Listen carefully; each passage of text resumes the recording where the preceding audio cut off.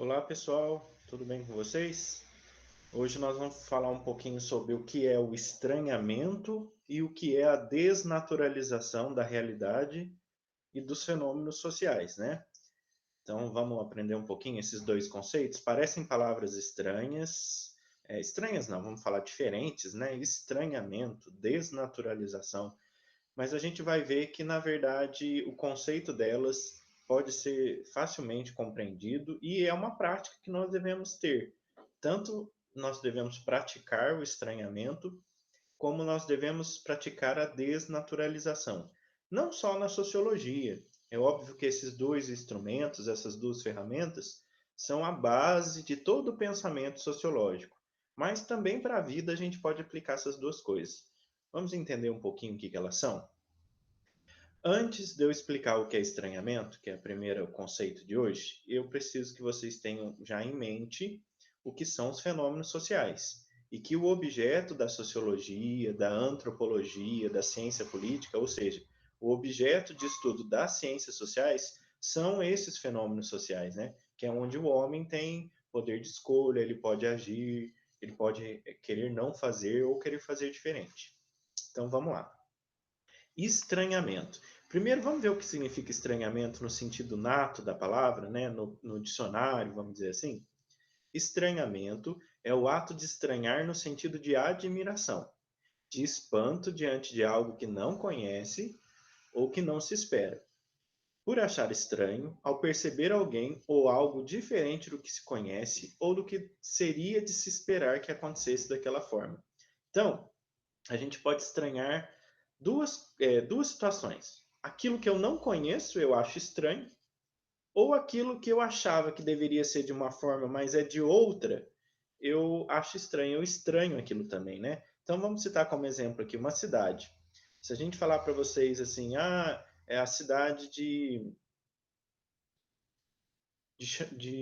Hong Kong. Nossa, que estranho o professor está citando esse exemplo, mas é porque é algo que a gente não conhece. Então, quando a gente chegar lá, se a gente for visitar para lá, por exemplo, a gente vai estranhar toda a arquitetura, toda a rotina e a dinâmica daquela cidade, porque é algo que eu não conhecia. Então, a gente pode estranhar tantas coisas novas, né, que a gente não conheça, como aquelas que a gente até conhece, mas é que elas acontecem de uma forma diferente do que a gente imaginava, tá? Então, ó, por surpreender-se, assombrar-se em função do desconhecimento de algo que acontecia há muito tempo, por sentir-se incomodado diante de um fato novo ou de uma nova realidade, por não se conformar com alguma coisa ou com a situação em que se vive, não se acomodar, rejeitar. Nessa segunda parte aqui já está trazendo um pouquinho do que é o estranhamento para os estudos, né? É sentir-se incomodado de não entender determinada coisa, querer não se acomodar com determinadas explicações, é rejeitar determinados comportamentos, é parar para pensar e refletir. Então, galera, o estranhamento não é exclusivo das ciências sociais. A filosofia já ensina a gente a fazer o estranhamento. Outras ciências necessitam desse estranhamento também, tá bom? Estranhar, portanto, é espantar-se, é não achar normal, não se conformar, ter uma sensação de insatisfação perante fatos novos ou do desconhecimento de situações e explicações que não se conhecia. Até grifei essa parte aqui que já começa a aparecer o conceito. O que é o estranhamento? É a partir do momento, é aquele processo que eu faço, é aquela prática que eu tenho de não achar que as coisas são normais e que não precisam ser questionadas, é não me conformar com as explicações que foram me dadas ou me conformar com nenhuma explicação, é ter a sensação de insatisfação. Eu preciso descobrir mais, eu preciso saber mais sobre coisas novas ou coisas que eu até conhecia, mas as explicações delas é que eu não conhecia. Hum, Estranhamento é espanto, é relutância, é resistência. Estranhamento é uma sensação de incômodo. Como assim, professor? É um agradável incômodo. O que ele quer dizer com esse incômodo, né, o autor? É uma vontade de saber mais, de entender mais, de pesquisar mais, de ir mais a fundo em um determinado assunto. Então, gente, o estranhamento é uma forma superior de duvidar. Isso aqui é muito importante a gente guardar. O estranhamento é uma forma superior de duvidar. Quando eu falo em dúvidas, remete a perguntas. Quando eu falo em perguntas, remete a problematizar. Olha uma palavra aqui, outra palavra diferente para a gente. Problematizar. Galera, problematização, como o próprio nome já diz, tem a ver com problemas. É fazer perguntas. Então, uma definição bem rápida, bem resumida do que é problematização. É fazer perguntas. Com qual objetivo que a gente faz perguntas? Para conhecer mais alguma determinada coisa, para fazer o estranhamento, para poder duvidar de alguma coisa, eu faço a problematização. Ou seja, eu faço perguntas com qual razão? Razão de conhecer determinado assunto. Então, ele até trouxe exemplos aqui, ó, de perguntas que a gente poderia fazer, de problematizações que a gente poderia fazer. Por que isso ocorre? Sempre foi assim? É algo que só existe agora? Então, exemplos de perguntas que a gente pode fazer de um determinado fenômeno social para conhecer mais sobre ele. Aí vai além, dá mais um exemplo mais específico ainda. Vamos ver? Por exemplo, quando hoje estamos frente à questão da violência, devemos perguntar: opa, nós temos aqui um fenômeno social, a violência. A violência é um fenômeno social. Então, que tipo de perguntas nós poderíamos fazer, que tipos de problematizações nós poderíamos fazer para entender um pouquinho mais sobre a violência? Vamos lá? Houve violência em todas as sociedades? Como era a violência na antiguidade? Ó, aqui, ó, fazendo um parênteses histórico nessa segunda pergunta e na primeira pergunta com viés cultural, né? Em todas as culturas, em todas as sociedades tem violência? A violência é a mesma da antiguidade, né? Como que era na antiguidade? Existia violência na antiguidade? É histórico. Mais uma cultural, ó. Em outros países há a violência que vemos em nosso cotidiano? Será que é igual, é parecido, não é? Há só um tipo de violência? Quais as razões para tais e quais os tipos de violência? Ou seja, a gente poderia continuar aqui eternamente fazendo perguntas, fazendo problematizações, para estudar o tema violência, para fazer o estranhamento do tema violência, ou seja, conhecer mais sobre violência. Fazer um parênteses, um comentário com vocês aqui. A gente ouve muito e pensa-se muito, o Rio de Janeiro é uma cidade, é um estado violento. Ponto final. Aí parece que aquilo era comum, é normal que o Rio de Janeiro seja violento, que tenha tantos tiroteios, que aquela cidade seja tão lembrada pela troca de tiros entre policiais e traficantes e bandidos, e morte e bala perdida. Não, não é normal. Então a gente tem que estranhar. Por que o Rio de Janeiro é tão violento? Por que se fala isso? Aí a gente vai fazer os estranhamentos. Ó, já fiz a primeira problematização. Por que é tão violento? Quando começou? É violento comparado a qual outro lugar? Será que no passado a violência era a mesma, na mesma intensidade, o mesmo tipo de violência? Enfim, a gente pode fazer um estranhamento para não contentar-nos com a explicação ou com a frase: o Rio de Janeiro é violento, ponto final, como se aquilo tivesse acabado e aquilo nunca vai mudar. Não, a gente tem que entender aquilo. Então, terminando aqui o conceito de estranhamento. Estranhar situações conhecidas, inclusive aquelas que fazem parte da experiência de vida do observador, ó. Estranhar até mesmo as coisas mais conhecidas, hein? Aquilo que faz parte da nossa vida. O observador somos nós que estamos aprendendo, que estamos estudando ciências sociais. É uma condição necessária às ciências sociais para ultrapassar, ir além das interpretações marcadas pelo senso comum. Pessoal, então qual é o objetivo de fazer o estranhamento? Qual é o objetivo de fazer a problematização de um fenômeno social? É ultrapassar as interpretações marcadas pelo senso comum, aquilo que as pessoas falam, mas não sabem explicar. Ó, de novo, é a forma superior de duvidar, é um exercício de buscar explicações, de buscar conhecimento sobre determinada coisa. Ok? Então, esse é o estranhamento. E agora a gente vai ver a desnaturalização. Eles são dois conceitos que, se a gente não tomar cuidado, a gente confunde. Então, estranhamento é a vontade de conhecer mais sobre um assunto. Como que eu faço isso? Através da problematização. E qual é o objetivo? O objetivo é ir além daquilo que é do senso comum, daquilo que me falam, daquilo que me foi apresentado como se fosse normal. Então, o estranhamento é isso. Agora, a desnaturalização. Se a gente separar essa palavra, a gente fica, ó, desnaturalização. Esse des tem o significado de não. Então, leite desnatado, desinformação. Então, esse des, esse comecinho, né, esse prefixo na língua portuguesa, tem significado de negação. O isação aqui, é o sufixo, ele tem o sentido de um processo, aquilo que acontece, que está acontecendo. Então, é um processo. Então, ó, um processo de não natural. O processo de não naturalizar as coisas. Aí vamos focar aqui na matéria. A gente já viu que existem fenômenos sociais e fenômenos naturais. Que no fenômeno natural é a natureza quem rege. No fenômeno sociais, os homens têm escolha. Então, eu tenho que saber que os fenômenos sociais, eles não são naturais, ou seja, eles não são regidos pela natureza, eles são regidos por nós, homens. E se eles não são naturais, eu posso mudar. Ou eu não, né? A sociedade pode mudar. A humanidade pode mudar. Tá bom? Então vamos ver o que o texto traz para a gente.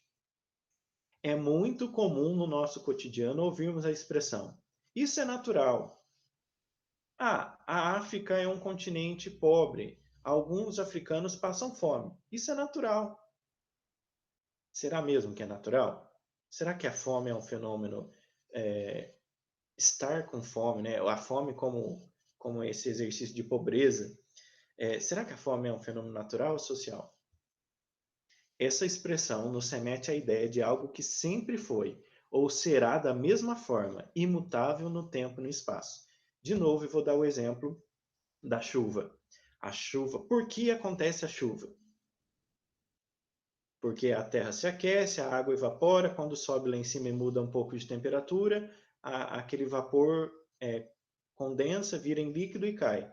Então, é sempre da mesma forma, é imutável no tempo e no espaço, independente se estamos aqui ou se estamos lá nos Estados Unidos ou se a gente está no Zimbábue, a chuva acontece pela mesma forma. E era assim no passado e muito provavelmente vai ser assim no futuro. Então, os fenômenos naturais não mudam no tempo e no espaço. Mas e a fome? Será que eles sempre tiveram fome? Será que eles é tão natural ter fome que nunca vai poder mudar aquela situação? Então, é o processo de desnaturalização. A gente tirar essas características daquilo que é natural do social. O social não tem características do natural. Em consequência, é por isso também que ouvimos expressões como: é natural que exista desigualdade social, pobres sempre existirão. Ah, mas pobre sempre existiu. Desde que o mundo é mundo, tem rico e tem pobre. A gente está naturalizando, tornando aquilo como se aquilo fosse uma lei natural, quando na verdade a pobreza e a desigualdade social não são fenômenos naturais, são fenômenos sociais. E foram escolhas dos homens, uns que acumularam mais do que outros. Assim, as pessoas manifestam o entendimento de que os fenômenos sociais são de origem natural. Então, alguns fenômenos sociais na cabeça das pessoas, do senso comum, acabam sendo como naturais, nem lhes passando pela cabeça que tais fenômenos, na verdade, ou seja, que os fenômenos sociais, na verdade, não são naturais, eles são constituídos socialmente, isto é, historicamente produzido, resultado das relações sociais. Para desfazer esse entendimento imediato, um papel central que o pensamento sociológico realiza é a desnaturalização das explicações dos fenômenos sociais. É a desnaturalização da realidade. É a desnaturalização dos fenômenos sociais. Pessoal, se perguntasse para você, é possível fazer o estranhamento de fenômenos sociais e naturais? A resposta seria sim. Eu posso querer saber mais tanto sobre os fenômenos naturais quanto os fenômenos sociais. Agora, olha a segunda pergunta. É possível fazer a desnaturalização de fenômenos sociais e de fenômenos naturais? Qual que é a resposta? Não. A desnaturalização nós só podemos fazer dos fenômenos sociais. Dos naturais não tem como, porque a desnaturalização não é o processo de saber que aquilo não é natural.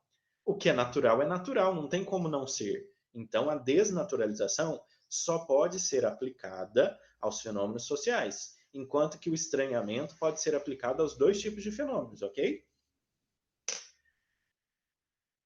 Há uma tendência sempre recorrente de se explicarem as relações sociais, as instituições, os vários modos de vida, as ações e comportamentos humanos, sejam eles coletivos ou individuais, a estrutura social, a organização política de determinado lugar, como se fossem argumentos naturalizadores.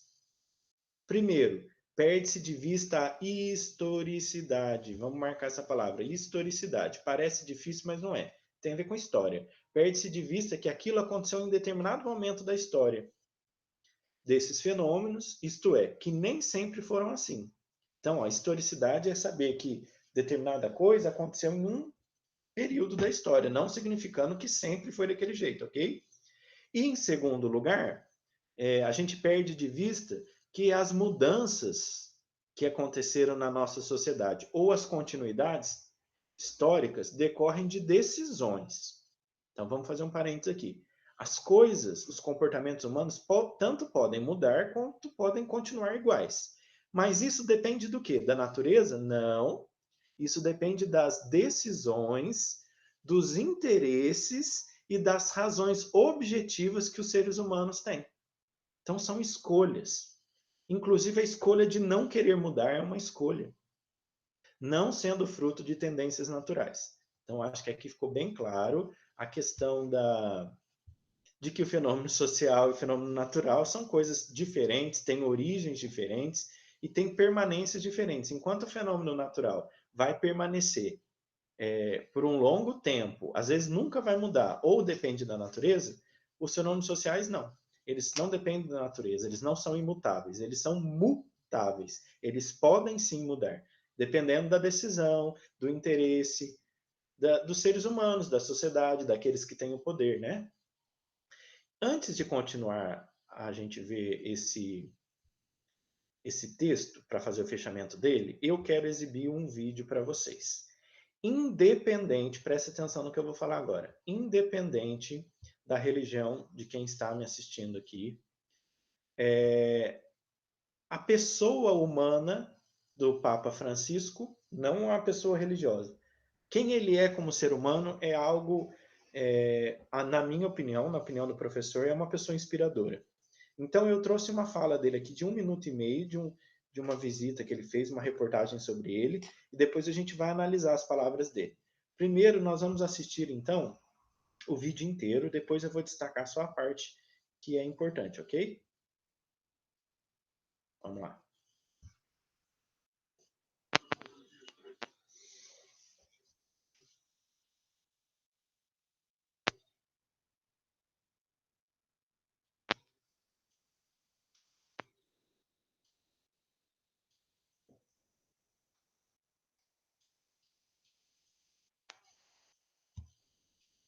Opa, peraí, acho que eu não exibi o vídeo para vocês, né? Vou de novo, só um minutinho, por favor.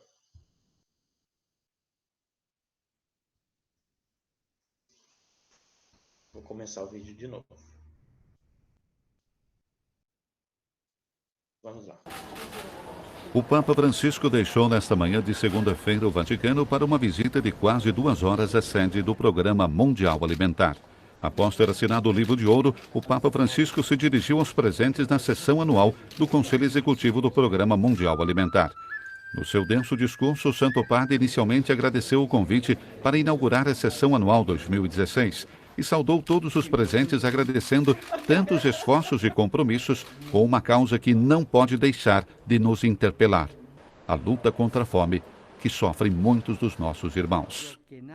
Falando que graças às tecnologias da comunicação aproximamos-nos de muitas situações dolorosas, o Papa Francisco fez uma constatação: o excesso de informação de que dispomos gera gradualmente a habituação à miséria, ou seja, pouco a pouco tornamo-nos imunes às tragédias dos outros, considerando-as como qualquer coisa de natural. Em nós, gera-se a naturalização da miséria. É necessário, continuou o Papa, desnaturalizar a miséria, deixando de considerá-la como um dado entre muitos outros da realidade. Por quê? Porque a miséria tem um rosto. Tem o rosto de uma criança, tem o rosto de uma família, tem o rosto de jovens e idosos. Francisco concluiu a sua visita saudando os funcionários do Programa Mundial Alimentar, agradecendo pelo trabalho escondido que eles fazem. Pessoal, então vamos separar aí nessa reportagem. É uma reportagem onde o Papa visita uma instituição que trabalha contra a fome no mundo, e quando ele vai se pronunciar sobre a fome, a miséria, ele usa expressões que a gente está estudando agora. Então vamos reparar na parte do discurso dele que importa para a gente aqui hoje, o que ele fala? Então vamos lá. Que quando ele vai falar da fome e da miséria, ele faz uma constatação. Vamos ver qual constatação é essa. O excesso de informação de que dispomos gera gradualmente a habituação à miséria, ou seja, pouco a pouco tornamo-nos imunes às tragédias dos outros. Opa! A gente tem tanta informação em livros didáticos, na escola, na televisão, nos telejornais, na internet, de que existe fome no mundo, de que no sertão brasileiro, do que no Nordeste existe fome. A gente tem informações que na África existe fome, que em alguns países asiáticos existe fome, e a gente acha isso tudo natural. De tanto que a gente ouve, fica tão repetitivo na nossa cabeça, que a gente começa a achar que aquilo é natural, que aquilo não vai mudar, e que tudo bem eles passarem fome, porque é eles, né? Não somos nós. Considerando-as como qualquer coisa de natural. Em nós, Como se a fome fosse natural. gera-se a naturalização da miséria. E aí a gente acaba aqui naturalizando a miséria, naturalizando a pobreza, naturalizando a fome, quando na verdade não é. É necessário, continuou o Papa, desnaturalizar a miséria, deixando de considerá-la como um dado entre muitos outros da realidade. Por quê? Porque a miséria tem um rosto. Tem o rosto de uma criança, tem o rosto de uma família, tem o rosto de jovens e idosos. Então, segundo o Papa ali, a gente tem que desnaturalizar a miséria, porque a miséria não é só um assunto de escola, não é só um assunto tema da sociologia. Ah, a miséria é um fenômeno social. Mas espera aí, a gente tem que fazer um parênteses. A miséria é uma realidade. Ela não é algo imaginário, é algo que está acontecendo. Tem gente passando fome agora e não é lá longe não. Talvez na nossa própria cidade tem gente passando fome por conta de uma pandemia que está minando todos os recursos financeiros de famílias que esses recursos já eram poucos, e agora elas não podem trabalhar, elas têm familiares doentes, elas tiveram pessoas mortas em suas famílias, então a fome é uma realidade. E a gente tem que entender ela como uma realidade, não é só um assunto de escola não, viu, gente? Fazer esse parênteses aí. Bom, vamos terminar o nosso texto de hoje? Então, ó, se a gente. Lembra que eu falei que a gente tem que tomar cuidado para não confundir estranhamento e desnaturalização? Então, o que eles têm em comum? Por que a gente está estudando eles juntos, professor? Porque, ó, procurando fazer uma ponte entre estranhamento e desnaturalização, né? O que os liga, o que os une? Pode-se afirmar que a vida em sociedade é dinâmica, em constante transformação. Constitui-se de uma multiplicidade de relações sociais que revelam as mediações e as contradições da realidade objetiva de um período histórico.